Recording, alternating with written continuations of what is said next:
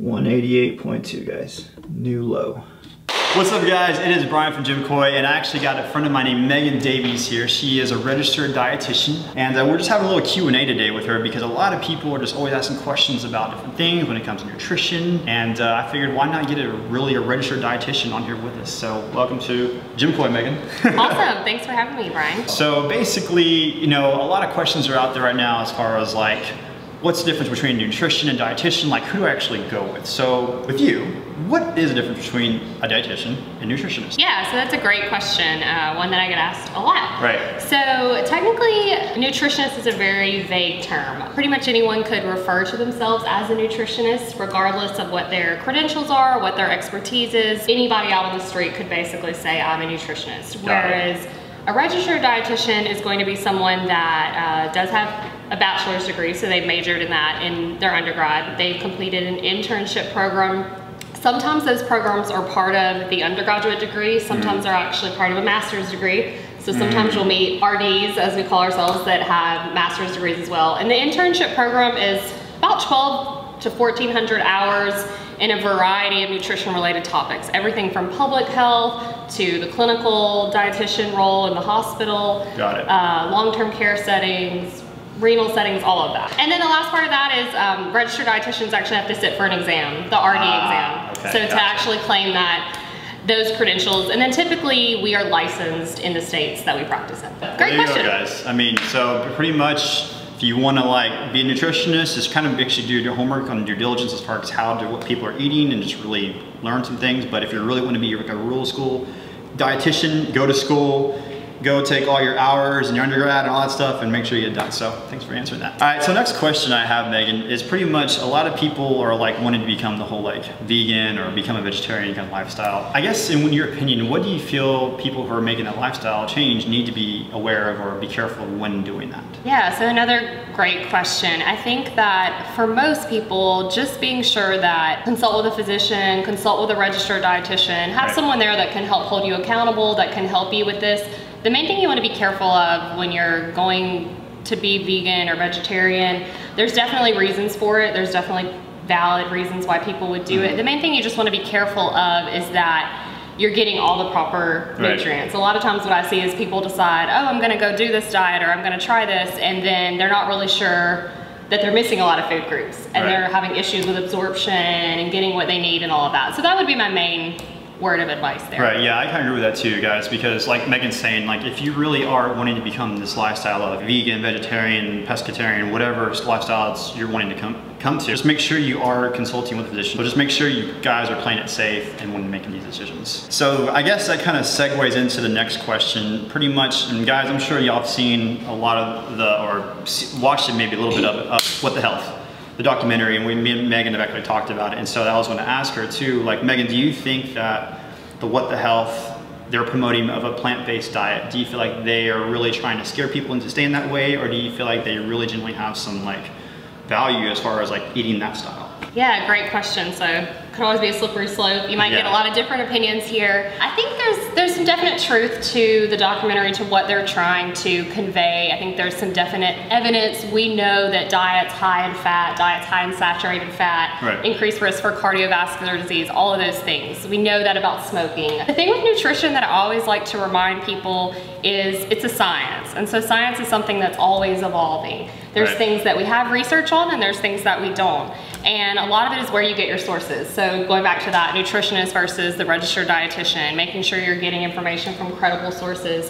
So to kind of circle back with the documentary, I think they make a lot of valid points. Personally, I think using fear as a tactic when trying to motivate people to make some dietary changes, or what I like to say lifestyle changes, it's just not always effective. It's not always sustainable. The biggest thing that I think they forgot to mention in the documentary, or really failed to talk about, is what I call portion distortion. So the fact that so many people have problems with the portions we're eating, the moderation, the quantity we're consuming, especially when we eat out in restaurants, which is a whole other topic. Yeah. But I think that's a big thing that they failed to mention. Right. No, that's very true, because we've actually off camera, guys, we talked about this. Even like when people think you're eating organic, like, yeah, it might be like a certain way it's grown, therefore people think it's the healthiest thing. But you have to understand portion control is a big deal too, because you can be eating organic food, right? But in thing is like, if you're eating this huge quantity of food at once, you know, trying to finish your whole plate because you were brought up that way, oh, you got to finish all your food on the plate, like you're probably taking an excess of calories, you know, the carbs, the fats, everything else. It's still carbs, fats, guys, which really kind of, if you take too much of it, your body can only hold so much, and then, you know, uses it for fat. Yeah, stores it as fat. exactly. So, exactly. yeah. So, but it is a very interesting topic right now, right. that documentary. So. No, it is. It's got the whole world talking, so that's for yeah. sure. So everyone talks about, you know, oh, if I eat healthy, I gotta spend all this money. It's so expensive, blah, blah, blah, blah, blah. Do you feel that's kind of like the truth, or do you feel like just people use that as a cop-out, like, oh, it's so expensive, therefore I'm not gonna go eat, I'm gonna have beers with my buddy and eat a bunch of fast food? Well, I say to people, compared to what? Are you going and getting a $5 Starbucks latte every day? A lot of us maybe are guilty of that sometimes, and that's just really empty calories, sugar, fat. It's really, so what are you spending your money on already? Right. And so I think a lot of people, when they put it in that perspective, they think, okay, maybe yes, I can afford to eat healthy, I can do that. And then the second part of that is medical cost. What are you paying for these drugs monthly? Right. So compared That's to true. what? And I think back to the what the health, I think it touched on this, is just sometimes our society is not one of prevention. Right. We're actually wanting to manage the disease. And so if we think of food and eating healthy as a preventive approach, in the end, it can save lots of dollars. Exactly. No, that's very true. I completely agree with that, guys, because especially what Megan just said, as far as the society is more geared towards of dealing with it versus preventing it. Well, oh, it's too late already, so we're gonna give you all these drugs and medication, versus let's focus on this now before it gets too late. You know, and that's a lot of what's going on right now, especially in America, guys. A lot of people are just, it's fast food. You know, the deck is stacked against us seriously, because I feel like all the fast food's coming out, all these like snacks are coming out with the fire, and extra this, like it's so much. So I completely agree with that, so perfect. So Brian, let me ask you a question now. Uh-oh, So, here we go. yeah, so I brought Nervous. all these health bars, kind of an assortment. I know that every week when I go to the store, there's always a different one, so it's constantly a little bit of a field trip there. All right. So I wanted to ask you, whenever you're in the grocery store and you're shopping for health bars or energy bars, what's important to you? Great question, as you would say.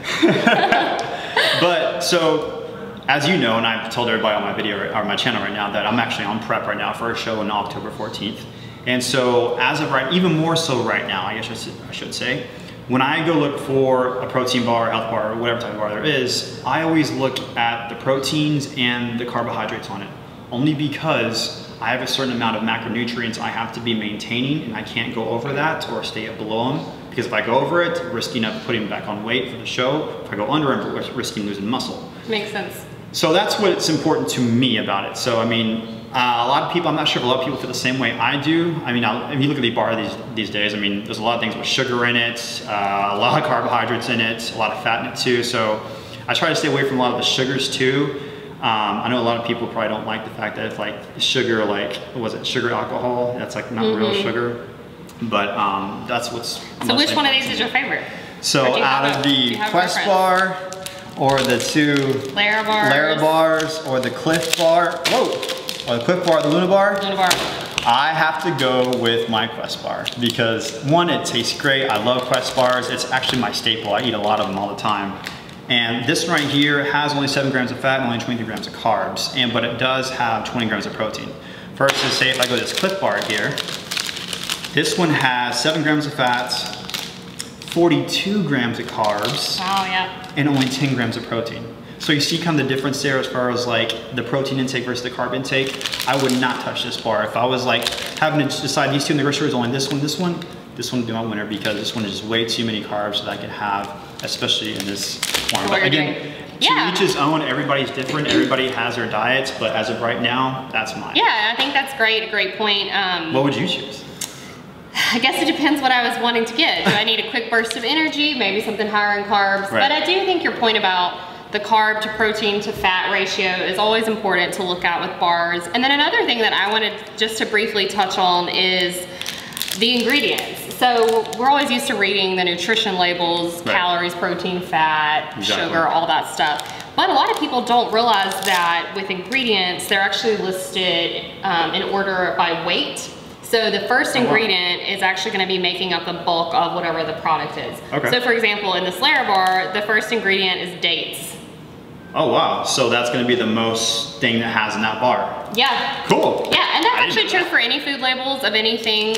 So if we see, you know, water is the first ingredient, water makes up a large percent of that product. You see whole wheat, flour, or something like that, that makes up the majority of that product. So just a little interesting tip there, but yeah, the nutrition bar market is definitely very saturated. There's there's so many different ones. That's crazy. Well, I'm glad you said that because I'm sure a lot of you guys didn't know either. The first ingredient is the most thing in it. So let's see what's in this Quest bar that's the most ingredients in here. Protein blend. Milk. And it is 20 grams of protein, so that kind of makes sense. The next one is soluble corn fiber. And we'll just stop there. So fiber's good though. We want to have some fiber, especially with bars. So not necessarily a bad thing, but that's perfect. Well, yeah, awesome. That's cool. Well, Megan, I'm sure everybody else is very appreciative of you coming on the show or the video here. And thank you so much for taking the time to do this. We really appreciate it. I know I learned a lot today. I'm sure these guys did too.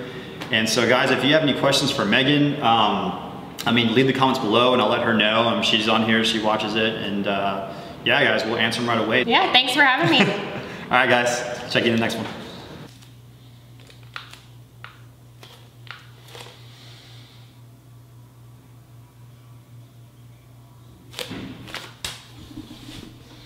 $185 even, guys. New low. All right, good morning, guys. It is Brian from Gymkoi. Today is Saturday, September 9th, 2017, and actually one day before my birthday. So yes, tomorrow, September 10th, is my birthday, and I'll actually be 33 years old. I don't really get to eat or celebrate or do anything. 185 on the scale, as you saw just now. The one you saw earlier was at 188. That was like 2 weeks ago from when the hurricane was hitting. So I feel like since the hurricane came, you know, in the flooding, I really didn't get a good solid week of like working out and stayed true to the diet as I possibly could. I feel like I did some parts. I kind of ate a little bit more than usual, but just because when you're flooded in, guys, you can't go anywhere, devastating time, it kind of affects you mentally. It affected the whole city, the whole world really, and just like, so I don't feel too bad. I'm at 185. I feel like I'm a little bit lower than that just because I'm holding on a little bit of water weight right now too. So I'm pretty sure I'm like close to like 183, 182, around there. But water weight is fine, I'll eventually shut that off. But anyway, just wanted to give you a quick physique update what I look like now. Show is October 14th, so I am officially 5 weeks out pretty much. I mean October 14th. So I have still some time to really get rid of the last bit layer that's on me right here and just kind of keep going from there, guys. So yeah, so that's the physique update, and just keep plugging away, guys. I got a month left and I know I'm gonna bring up better physiques than I did last show. 5 weeks left. But anyway, guys, that's gonna conclude this video. I hope you enjoyed the dietitian Megan with me, for just asking questions and what were things of that. Again, that was filmed a while back, like 2 weeks ago, almost before the hurricane started, but I chose not to put that up yet because of just what was going on here in Houston. But I hope you enjoyed that content and everything else. And guys, love you guys. And 5 more weeks and tomorrow's my birthday. All right, guys, catch you guys on the next one.